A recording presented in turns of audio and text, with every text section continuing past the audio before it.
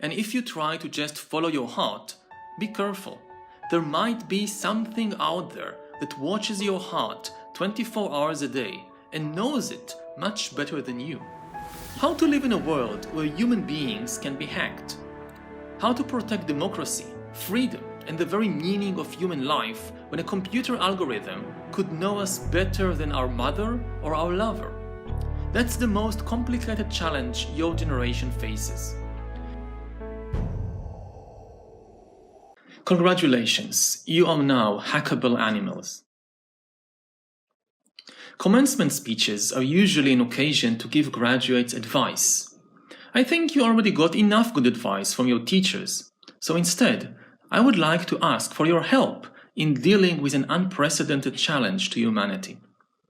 The most important thing to know about the 21st century is that humans are becoming hackable animals. You've probably heard many times that your smartphone can be hacked, your computer, your bank account. But the real game changer is that soon, at least some corporations and governments could hack your body and your brain too. Throughout history, human souls were an unfathomable black box. Parents knew their children well, and lovers could sometimes peer into each other's hearts.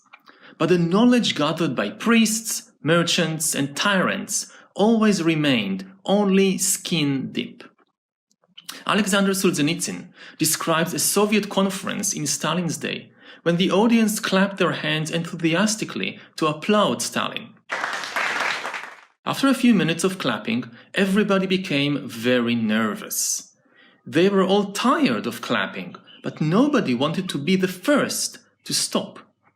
With make-believe enthusiasm on their faces, looking at each other with faint hope, the managers and party apparatchiks just went on clapping until their hands hurt and their heads spun.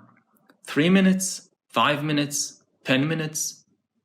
After 11 minutes, the director of a paper factory took his life in his hands, stopped clapping, and sat down.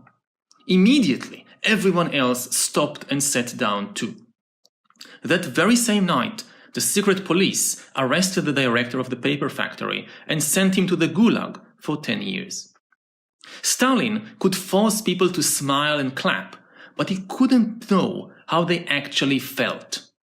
21st century Stalins, and there are already quite a few candidates for this job, could know much better. You're coming of age at the precise moment when biology is merging with computer science, when epidemiology gets acquainted with the smartphone, when coronavirus meets Zoom.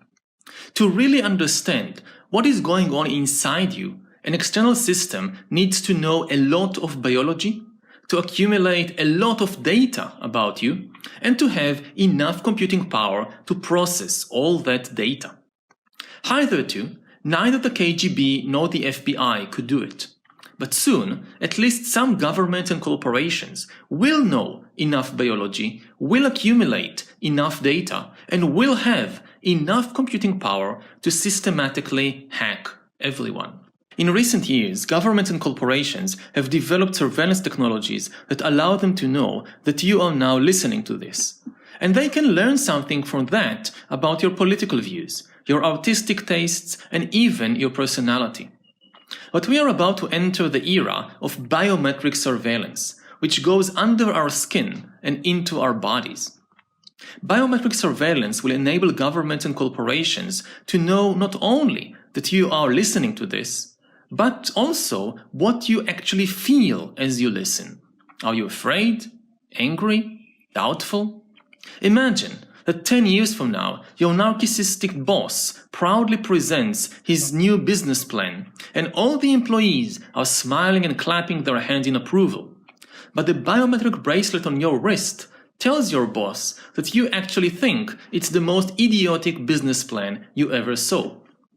Or maybe you are sitting in the bank assuring some computer that you will have no problem repaying the mortgage you seek. But the computer's biometric sensors look into your heart and know that you're actually far from certain. This technology will change everything, not only in brutal dictatorships, but also in democracies. You have probably been told many times that the voter knows best, that the customer is always right, that beauty is in the eyes of the beholder, and that you must follow your heart and think for yourself. All this is now doubtful. Once an external system can hack humans and learn their deepest fears and desires, it can convince voters and customers to buy anything it wants, be it a product or a politician. And if you try to just follow your heart, be careful.